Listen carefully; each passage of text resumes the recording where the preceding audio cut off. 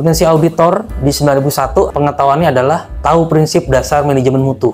Kalau kata orang 9001 ini adalah ibu daripada ISO katanya. Maka oleh karena itu kita harus ingat Bapak Ibu, catat yang dilakukan, lakukan yang dicatat, kemudian review. Itu 3 hal prinsip awal ISO series semuanya seperti itu. Jadi yang Bapak Ibu laksanakan seperti itu. Karena apa? Selalu kan yang dari awal sampai akhir Bapak Ibu merasakan bahwasanya kok semua dicatat ya, semua disimpan ya. Iya itu. Karena apa? Evidennya minta catatannya. Karena apa? Sebagai bukti bahwasanya Bapak Ibu melaksanakan atau mengimplementasikan terkait dengan ISO series. Kemudian persyaratan spesifik dari ISO 9001 misalnya termasuk pengendalian proses, kepuasan pelanggan karena fokusnya di kepuasan pelanggan. Kemudian pemahaman terkait dengan proses bisnis. Nah, otomatis kita harus tahu secara organisasi, tahu kaitannya dengan proses bisnis yang terjadi di tempat organisasi Bapak Ibu itu sendiri. Kalau kita nanya ke bagian tertentu, berarti kita tahu proses bisnis di bagian tersebut. Cuplikannya ya, misal di bagian A nih, purchasing ya, kita harus tahu proses bisnisnya gimana dari pengadaan bisa sampai dengan akhirnya dan sebagainya. Kemudian mampu kita menganalisa, kemampuan analisis yaitu mampu menilai sistem manajemen mutu, mengidentifikasi area perbaikan, gitu ya. Kemudian menemukan ketidaksesuaian yang mungkin mempengaruhi kualitas. Metodenya ada di sini, yaitu memahami teknik mapping proses. Mungkin ada gambarannya terkait dengan proses seperti apa. Kemudian ada identifikasi dan pemantauan persepsi dari kepuasan pelanggan. Nah, untuk diketahui 9001 versi 2015 itu bukan hanya sekedar kepuasan pelanggan sebetulnya. Jadi kepuasan pelanggan ada komanya, yaitu kita masih meminta daripada pelanggan kita supaya ada masukan. Karena apa? Ketika ada masukan, kita akan membuka peluang. Bedanya apa yang versi 2000 sebelumnya 2008? Ya, karena kalau yang kemarin yang penting orang puas. Kalau yang 2015 enggak, minta masukan. Nanti di versi yang terbaru beda lagi. Kalau bisa kita pengalaman daripada pelanggan kita gitu. Jadi inilah bentuk-bentuk perbedaan yang mencolok. Jadi bukan hanya sekali lagi di 9001 kita berbicara yang penting puas pelanggan, enggak. Jadi kita minta masukan daripada pelanggan nih terkait versi 2015 supaya apa? Kita dapat peluang. Peluang apa? Misalnya ada peluang bagian baru. Karena apa? Kita memenuhi kebutuhan atau persyaratan daripada pelanggan kita. Kita juga harus paham pelanggan kita siapa aja. Gitu. Ini yang 2015. Nah, ini ada yang kompetensi untuk 14001. Ini juga sama pengetahuannya tentang manajemen lingkungan, pengelolaan. Nah, karena ada persyaratan hukum lingkungan dan perbaikan berkelanjutan.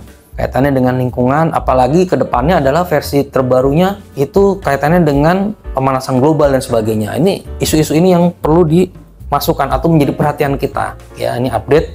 Kemudian ada pemahaman terkait dengan regulasi lingkungan. Nah, ini peraturan undang-undangan juga harus kita akan lihat. Ya, update apalagi menjelang ini ya, terkait dengan surveillance misalnya. Ini update undang-undang juga harus kita lihat. Ada perubahan nggak gitu. Ya kalau bisa sebulan sekali, 3 bulan sekali mungkin. Ya jangan setahun sekali lah. Kalau pas menjelang surveillance baru dilihat undang-undangnya ada yang baru nggak ya gitu. Kalau bisa sih ada yang memantau.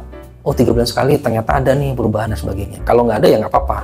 Nah, kemudian kompetensi auditor selanjutnya adalah kemampuan mengidentifikasi aspek dampak lingkungan. Nah ini yang menilai kaitannya dengan operasi organisasi termasuk risiko dan peluang. Termasuk di dalamnya misalnya pemakaian kertas, pemakaian air, listrik dan sebagainya, energi. Ini juga mengetahui oh ini kaitan seperti ini. Jadi pemahaman itu penting. Kemudian pengetahuan teknikal lingkungan, teknik pengelolaan lingkungan seperti pengelolaan limbah, konservasi energi dan sebagainya. Kemudian dasar perusahaan temuan pada aspek lingkungan yang signifikan. Jadi inilah yang terkait dengan kompetensi. Untuk yang auditor 45000 sama terkait dengan pengetahuan yang ISO 45001 harus tahu mengenai dasar manajemen K3, zero accident, termasuk identifikasi bahaya. Karena ada risiko ya Bapak Ibu, ada identifikasi bahaya, penilaian risiko, mitigasi risiko dan sebagainya. Paham ketika ada safety briefing tadi ya, ada Bapak tadi itu pagi-pagi Pak. Nah itu penting itu, karena apa? Aware bagus dimanapun kita berada. Saya melihatnya jujur kalau misalnya kita dimanapun, nomor satu kondisi darurat kita akan lihat.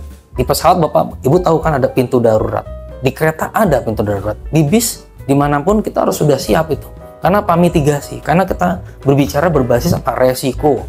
Setiap kita pasti punya resiko, kita berjalan dimanapun. Ancaman itu selalu ada, tapi bagaimana kita meminimalkan resiko itu sendiri gitu ya. Jadi kita harus tanggap terkait dengan kondisi seperti ini. Kemudian ada pemahaman regulasi K3 nih, peraturan K3 yang berlaku di industri ya. Ada Undang-Undang Nomor 1 Tahun 70 masih berlaku. Nah, itu masih masuk dalam daftar dokumen dan sebagainya Kemudian ada kemampuan menilai resiko K3, mengidentifikasi resiko kesehatan ya dan sebagainya, pakai masker dan sebagainya kan gitu ya. Ada mengevaluasi langkah-langkah pencegahan yang diambil.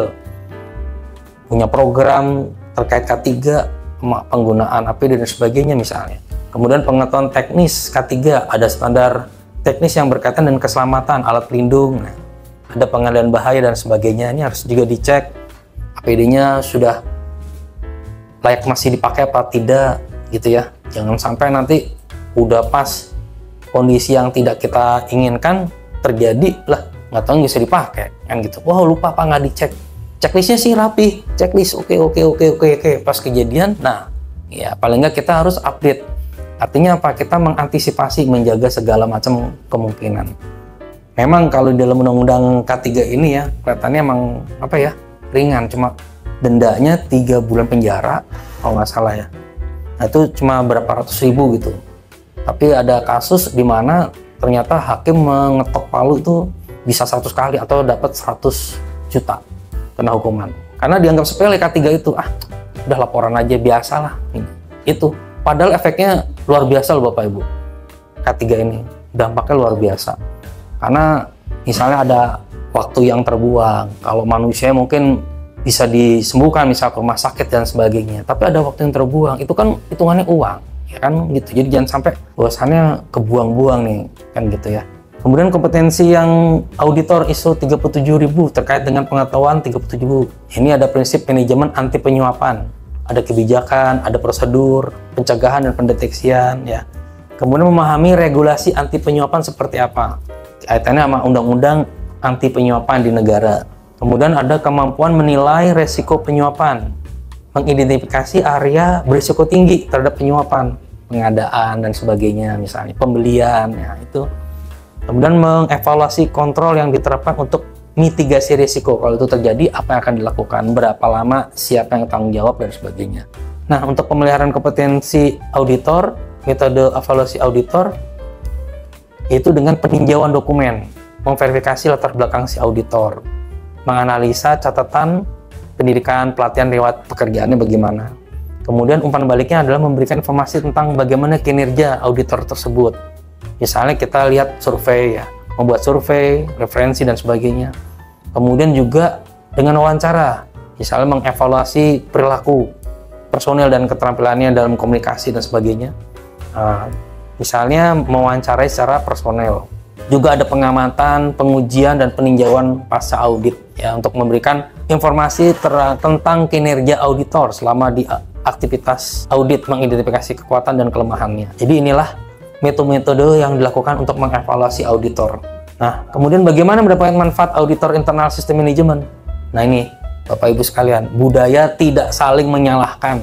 Jadi, kita tidak cari salah, tapi kita mencari bagaimana memperbaiki efektif atau tidak.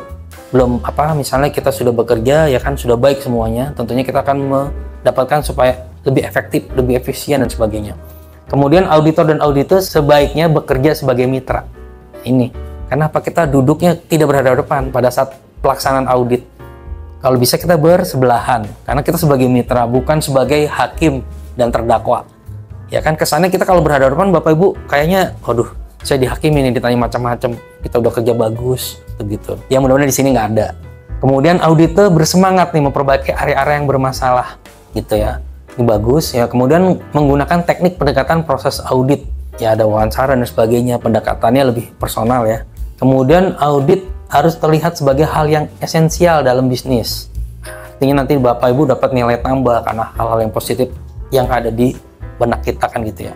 Kemudian temuan atau ketidaksesuaian harus dilihat sebagai kesempatan untuk melakukan penyempurnaan. Artinya apa? Perbaikan terus-menerus gitu ya. Perbaikan terus-menerus.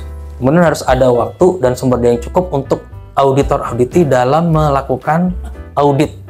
Jadi jangan dikejar waktu, misal Pak auditnya 2 jam ya, nggak bisa begitu sebetulnya ya. Kalau secara idealnya tuh tidak bisa 2 jam cukup ya, cukup nggak cukup 2 jam enggak. Sebetulnya kalau kita mau benar-benar audit, itu kita lepas waktunya. Sudah selesai ya selesai gitu. Memang kalau misal belum, kita bisa sambung. Ada yang idealis seperti itu, ada organisasi.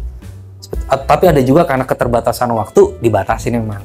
Ini cukup 2 jam, ini cukup 1 jam gitu. Tapi kalau bisa kita menggunakan waktu sebaik-baiknya.